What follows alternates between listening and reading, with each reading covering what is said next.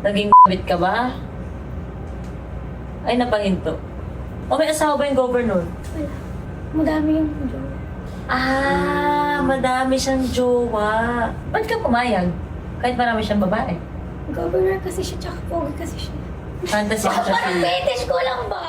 Napilitang ibunyag ng baguhang miyembro ng Toro family na si Tsiki ang isa sa mga itinatago niyang sikreto.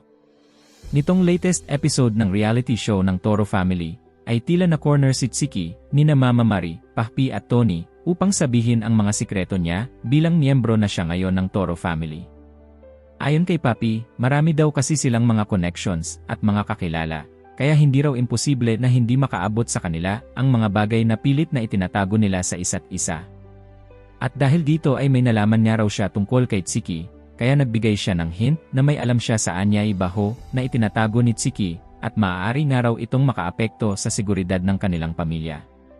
Sa una ay lito si Tsiki sa tinutukoy ni Papi dahil alam niya sa sarili niyang marami rin siyang nagawa na hindi tama. Ngunit nang tanungin siya ni Tony kung naging kabit ba siya, bigla siyang natahimik, kaya naman dito nakumpirma ni na Tony at Mama Mari na tungkol sa pagiging kabit ang tinutukoy ni Papi.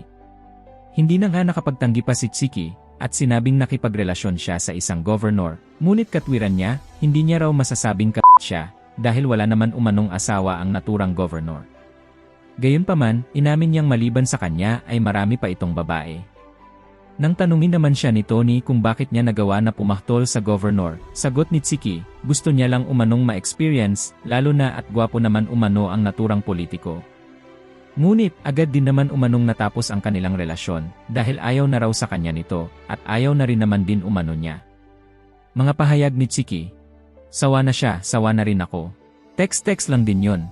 Madami din siyang babae kasi. Parang ano lang siya, o tapos ka na, ganun lang. Governor kasi siya, tsaka pogi kasi siya. Fantasy ko siya, parang fetish ko lang ba? Samantala, ayon kay Papi, kaya niya pinaamin si Tsiki tungkol sa sikretong ito, dahil gusto lamang din umano niya na malaman kung paano nila ipagtatanggol si Tsiki kapag nagkaroon ng hindi inaasahang gulo.